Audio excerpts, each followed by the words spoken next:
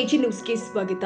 ರಬಕವಿ ಮನಹಟ್ಟಿಯಲ್ಲಿ ಕರ್ನಾಟಕ ರಾಜ್ಯ ರೈಲು ಅಭಿವೃದ್ಧಿ ಹೋರಾಟ ಸಮಿತಿ ರಾಜ್ಯ ಘಟಕದ ಅಧ್ಯಕ್ಷ ಕುತ್ಬುದ್ದೀನ್ ಕಾಜಿ ಅವರನ್ನ ಸ್ಥಳೀಯ ಗಣ್ಯರು ಸನ್ಮಾನಿಸಿದರು. ಕುಡಚಿಯಿಂದ ರೈಲ್ವೆ ಕಾಮಗಾರಿ ಆರಂಭ ನಿಂತಲೇ ಮತ್ತೆ ಉಗ್ರ ಹೋರಾಟ ಕುತ್ಬುದ್ದೀನ್ ಕಾಜಿ. ಕುಡಚಿ ರೈಲು ಮಾರ್ಗ 2027ರ ಮಾರ್ಚ್ ಒಳಗಾಗಿ ಪೂರ್ಣಗೊಳ್ಳುತ್ತೆ ಮತ್ತು ಆ ನಿಟ್ಟಿನಲ್ಲಿ ಕುಡಚಿ ಭಾಗದಿಂದ ರೈಲು ಕಾಮಗಾರಿಗೆ ಸಂಬಂಧಪಟ್ಟಂತೆ ಸ್ಥಳದ ಸ್ವಚ್ಛತೆ ಕಾರ್ಯವನ್ನ ಇಲಾಖೆ ಆರಂಭ ಮಾಡಿದೆ. ಒಂದು ವೇಳೆ ಈಗ ಆರಂಭ ಮಾಡಿರುವ ಕಾಮಗಾರಿಯನ್ನ ತಾರತಮ್ಯ ಮಾಡಿ ಏನಾದರೂ ಹುನ್ನಾರ ಮತ್ತು ಕುತಂತ್ರ ಮಾಡಿ ನಿಲ್ಲಿಸಿದ್ರೆ ಮುಂದಿನ ದಿನದಲ್ಲಿ ಇನ್ನಷ್ಟು ಉಗ್ರ ಹೋರಾಟ ಮಾಡಲಾಗುತ್ತೆ ಅಂತ ಕರ್ನಾಟಕ ರಾಜ್ಯ ರೈಲು ಅಭಿವೃದ್ಧಿ ಹೋರಾಟ ಸಮಿತಿಯ ಅಧ್ಯಕ್ಷ ಕುತ್ಬುದ್ದೀನ್ ಕಾಜಿ ಸರ್ಕಾರಕ್ಕೆ ಎಚ್ಚರಿಕೆ ಕೊಟ್ಟಿದ್ದಾರೆ. ಬಾಗಲಕೋಟೆ ಜಿಲ್ಲೆಯ ರಬಕವಿ ಬನಹಟ್ಟಿ ತಾಲೂಕಿನ ಬನಹಟ್ಟಿಯ ಲೋಕೋಪಯೋಗಿ ಇಲಾಖೆಯಲ್ಲಿ ನಡೆದ ಸುದ್ದಿಗೋಷ್ಠಿಯಲ್ಲಿ ಮಾತನಾಡಿದರು. ರೈಲು ಮಾರ್ಗಕ್ಕಾಗಿ ಕುಡಚಿಯಲ್ಲಿ ಹಮ್ಮಿಕೊಳ್ಳಲಾದ ಸತ್ಯಾಗ್ರಹದಲ್ಲಿ ರಬಕವಿ ಬನಹಟ್ಟಿ, ಕುಡಚಿ, ತೇರದಾಳ, ಸುಟ್ಟಟ್ಟಿ ಹಾಗೂ ಹಾರುಗೆರೆ ವಿಭಾಗದಲ್ಲಿನ ಬಹಳಷ್ಟು ಜನ ಬೆಂಬಲ ಸೂಚಿಸಿದ್ರು. ಈ ಎಲ್ಲಾ ಜನರಿಗೂ ರೈಲು ಮಾರ್ಗದ ಅವಶ್ಯಕತೆ ಇದೆ. ಕುಡಚಿಯಲ್ಲಿ ನಡೆದ ಸತ್ಯಾಗ್ರಹದಿಂದಾಗಿ ಕೇಂದ್ರ ಸರ್ಕಾರ ಕೂಡ ಎಚ್ಚೆತ್ತುಕೊಂಡಿತು. ಇದೇ ಸಂದರ್ಭದಲ್ಲಿ ಬೆಳಗಾವಿ ಜಿಲ್ಲಾ ಉಸ್ತುವಾರಿ ಸಚಿವ ಸತೀಶ್ ಜಾರಕಿಹೊಳಿ ಚಿಕ್ಕೋಡಿ ಭೂ ಸ್ವಾಧೀನ ಅಧಿಕಾರಿಗೆ ತುರ್ತಾಗಿ ಭೂ ಸ್ವಾಧೀನ ಪ್ರಕ್ರಿಯೆಯನ್ನು ಮುಕ್ತಾಯಗೊಳಿಸಬೇಕು ಅಂತ ನಿರ್ದೇಶನ ಕೊಟ್ಟಿದ್ದಾರೆ. ಅದೇ ರೀತಿಯಾಗಿ ಅಲ್ಲಿನ 302 ಎಕರೆಯಷ್ಟು ಭೂ ಪ್ರದೇಶವನ್ನ ರೈಲು ಇಲಾಖೆಗೆ ಈಗಾಗಲೇ ವರ್ಗಾವಣೆ ಮಾಡಲಾಗಿದೆ. ಇದಕ್ಕೆ ಯಾವುದೇ ತಕರಾರು ಇರುವುದಿಲ್ಲ ಅಂತ ತಿಳಿಸಿದ್ದಾರೆ ಎಂದು ಕಾಜಿ ತಿಳಿಸಿದ್ದಾರೆ. ಕುಡಚಿಯಿಂದ ಜಮಖಂಡಿಯ ತನಕ ಅಂದಾಜು 58 ಕಿಲೋಮೀಟರ್ ಮಾರ್ಗದ ಸ್ಥಳದ ಸ್ವಚ್ಛತೆಗೆ ಟೆಂಡರ್ ಕೊಡುವ ಪ್ರಕ್ರಿಯೆ ಕೂಡಲೇ ಆರಂಭಗೊಳ್ಳುತ್ತೆ. ಸ್ವಚ್ಛತೆಗೆ ಸಂಬಂಧಪಟ್ಟಂತೆ ಕಾರ್ಯ ಈಗ 2 ದಿನದಲ್ಲಿ ಹಾರುಗೆರೆಯ ತನಕ ಬಂದಿದೆ. ಭೂ ಸ್ವಾಧೀನ ಪಡಿಸಿಕೊಂಡ ರೈತರಿಗೂ ಕೂಡ ರೈಲು ಮಾರ್ಗದ ಸ್ಥಳದ ಸ್ವಚ್ಛತೆಗೆ ಅನುಕೂಲ ಮಾಡಿಕೊಡಬೇಕು ಅಂತ ಇಲಾಖೆ ಅಧಿಕಾರಿಗಳು ತಿಳಿಸಿದ್ದಾರೆ. ಸುಟ್ಟಟ್ಟಿ ಭಾಗದಲ್ಲಿ 74 ಎಕರೆಗೆ ಸಂಬಂಧಪಟ್ಟಂತೆ ತೊಂದರೆ ಇದೆ ಅಂತ ಜಮಖಂಡಿ ಉಪವಿಭಾಗದ ಅಧಿಕಾರಿ ಶ್ವೇತಾ ಬಿಡಿಕರ್ ತಿಳಿಸಿದ್ದಾರೆ. ಆ ನಿಟ್ಟಿನಲ್ಲಿ ಮುಖ್ಯಮಂತ್ರಿಯವರಿಗೂ ಮನವಿ ಮಾಡಿಕೊಡಲಾಗಿದ್ದು, ರೈಲು ಮಾರ್ಗಕ್ಕೆ ಬೇಕಾದ 3400 ಎಕರೆ ಭೂ ಪ್ರದೇಶ ರಾಜ್ಯ ಸರ್ಕಾರ ನೀಡಲು ಸಜ್ಜಾಗಿದೆ. ಅದಕ್ಕೆ ಸಂಬಂಧಪಟ್ಟಂತಹ ತೊಂದರೆಯನ್ನು ಕೂಡ ನಿವಾರಿಸಲಾಗುತ್ತೆ ಅಂತ ಸರ್ಕಾರ ತಿಳಿಸಿದೆ. ಚಿಕ್ಕೋಡಿ ಸಂಸದೆ ಪ್ರಿಯಾಂಕಾ ಜಾರಕಿಹೊಳಿ ಅವರಿಗೂ ಕೇಂದ್ರ ಸರ್ಕಾರದ ಮೇಲೆ ಒತ್ತಡ ಹಾಕುವಂತೆ ಮನವಿ ಮಾಡಿಕೊಳ್ಳಲಾಗಿದೆ ಅಂತ ಕುತ್ಬುದ್ದೀನ್ ಕಾಜಿ ತಿಳಿಸಿದ್ದಾರೆ. ಕಾಮಗಾರಿ ಪೂರಕವಾಗಿ ರೈತರು ಕೂಡ ತಮ್ಮ ಜಮೀನಿನಲ್ಲಿ ಇದ್ದ ಬೆಳೆ ಕಡಿದು ರೈಲು ಮಾರ್ಗಕ್ಕೆ ಸ್ವಯಂ ಪ್ರೇರಿತ ಅನುಕೂಲ ಮಾಡ್ತಾ ಇದ್ದು, ಇವರಿಗೆ ದೊರಕಬೇಕಾದ ಪರಿಹಾರ ನ್ಯಾಯಸಮ್ಮತವಾಗಿ ಒದಗಿಸುವಲ್ಲಿ ನಮ್ಮದು ಒತ್ತಾಯವಿದೆ ಅಂತ ಕಾಜಿ ಸ್ಪಷ್ಟಪಡಿಸಿದ್ದಾರೆ.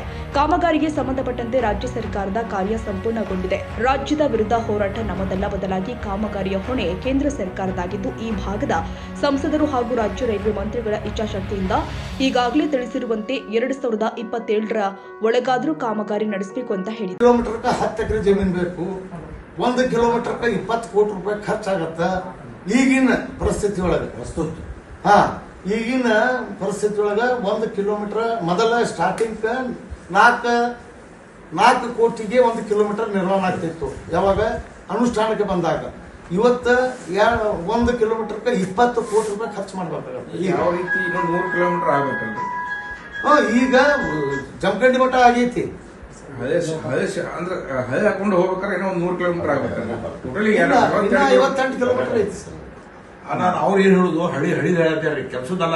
ಹಳಿ ಹಾಕೋದು 100 ಕಿಲೋಮೀಟರ್ ಆಯ್ತು. ಆ ಒಂದು 100 ಕಿಲೋಮೀಟರ್ಕ ಸರ್ಕಾರದಿಂದ ಕೇಂದ್ರ ಸರ್ಕಾರದಿಂದ ಸದ್ಯ ಅಮೌಂಟ್ ರಿಸರ್ವ್ ಐತ್ರು. ಈಗ ಅವರು ಏನಂದ್ರು ಎಷ್ಟು ಐತಿ ಸರ್ ಈಗ ನೋಡ್ರಿ 900 ಕೋಟಿ ಏನ ಈಗ ಅದನ್ನ ತಗೋರಿ. ಈಗ ಇದಕ್ ಬರ್ಬೇಕಂದ್ರೆ ಲೋಕಾಪುರ್ಕ ಬಾಗಲಕೋಟೆಯಿಂದ ಬರ್ಬೇಕಂದ್ರ ಕನಿಷ್ಠ 900 ಕೋಟಿ ರೂಪಾಯಿ ಖರ್ಚಾಗೈತಿ. ಆಮೇಲೆ ಈಗ ಲೋಕಾಪುರದಿಂದ 21 ಕಿಲೋಮೀಟರ್ ಯಾದವಾಡಕ್ಕೆ 203 ಕೋಟಿ ರೂಪಾಯಿಗೆ ಟೆಂಡರ್ ಆಗೈತಿ. ಆಲ್ರೆಡಿ ಟೆಂಡರ್ ಆಗೈತಿ. ಅದು ಅಂದ್ರೆ ಕೊಡ್ತಾರಂತ ಅವ್ರ ಕಡೆ ಅಮೌಂಟ್ ಇದ್ದಾಗ ಟೆಂಡರ್ ಒಂದು. ಎರಡನೇದು ಯಾದವಾಡದಿಂದ ಜಮಖಂಡಿ ರೋಡ್ 27 ಕಿಲೋಮೀಟರ್ ಆಗತ್ರಿ. ಅದಕ್ಕೆ 408 ಕೋಟಿ ರೂಪಾಯಿ. ಅಲ್ಲಿ ಬ್ರಿಡ್ಜ್ ಹೆಚ್ಚು ಬರ್ತಾವ ಅಂತ ಹೇಳಿ ಮೇಜರ್ ಬ್ರಿಡ್ಜ್ ಅದಾವ. ಅಲ್ಲಿ 408 ಕೋಟಿ ಅಂದ್ರೆ 600 ಚಿಲ್ಲರ್ ಕೋಟಿ. ಆಮೇಲೆ ಅಲ್ಲಿ 900 ಕೋಟಿ ಎಲ್ಲೇ ಬಾಗಲಕೋಟೆ 1500 ಕೋಟಿ ಖರ್ಚು ಮಾಡ್ಯಾರ. ಈಗ ಖರ್ಚು ಮಾಡ್ಯಾರ ಖರ್ಚು ಐತಿ.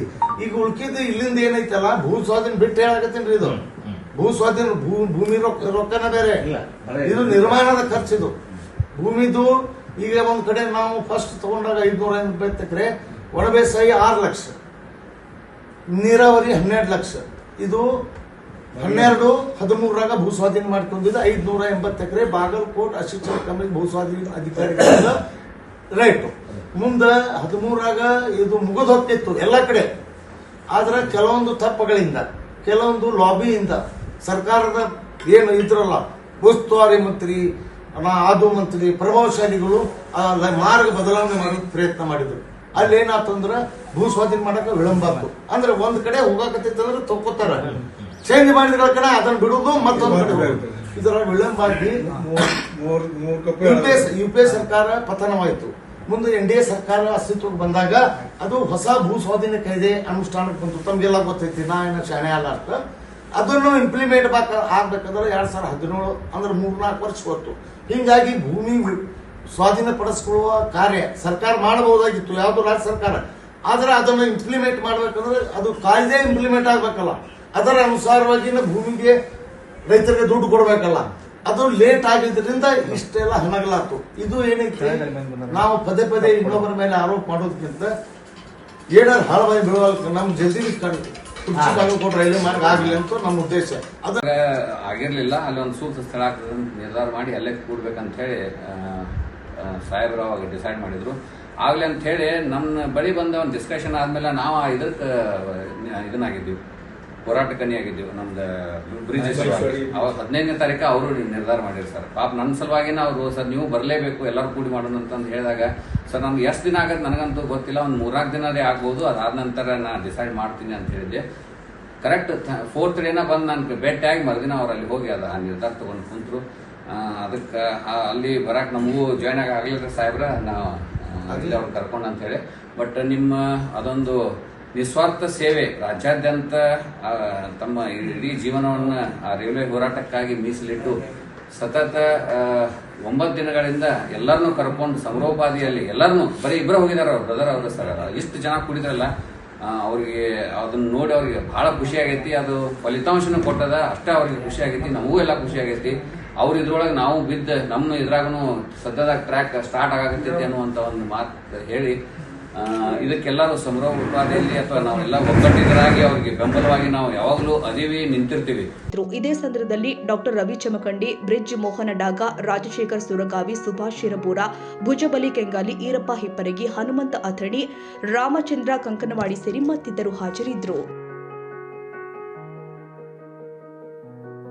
ಕನ್ನಡಿಗರ ಮೆಚ್ಚಿನ ನಿಮ್ಮ AJ 24/7 ನ್ಯೂಸ್ ಕನ್ನಡ ವಾಹಿನಿ ಇದೀಗ ಟಿವಿಯಲ್ಲಿ ಲಭ್ಯ. ವೇಳೆ ನೋಟಿಸ್ ಕೊಟ್ಟಿದ್ರೆ ವಾಪಸ್ ತಗೋತೀವಿ.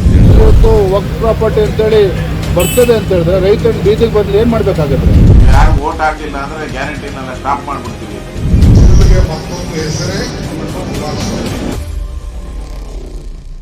ಕರ್ನಾಟಕ ಮತ್ತು ದೇಶ ವಿದೇಶ 360 ಡಿಗ್ರಿ ಸುದ್ದಿ ಹಾಗೂ ಉತ್ತರ ಕರ್ನಾಟಕ, ಬೆಳಗಾವಿ, ಬಾಗಲಕೋಟೆ, ಧಾರವಾಡ, ಹಾವೇರಿ, ಗದಗ, ಬಿಜಾಪುರ ಜಿಲ್ಲೆಯ ಕ್ಷಣ ಕ್ಷಣದ ವಿವರವನ್ನ ಪಡೆಯುವುದಕ್ಕೆ AJ 24/7 ನ್ಯೂಸ್ ಕನ್ನಡ ವಾಹಿನಿಯನ್ನ ಲೈಕ್ ಮಾಡಿ, ವಿಡಿಯೋಗಳನ್ನ ಶೇರ್ ಮಾಡಿ, ಕಮೆಂಟ್ ಮಾಡುವ ಮೂಲಕ ನಮ್ಮ ವಾಹಿನಿಗೆ ಸಹಕಾರ ನೀಡಿ ಮತ್ತು ಚಾನೆಲ್ ಅನ್ನ ಸಬ್ಸ್ಕ್ರೈಬ್ ಮಾಡಿ. ಧನ್ಯವಾದಗಳು.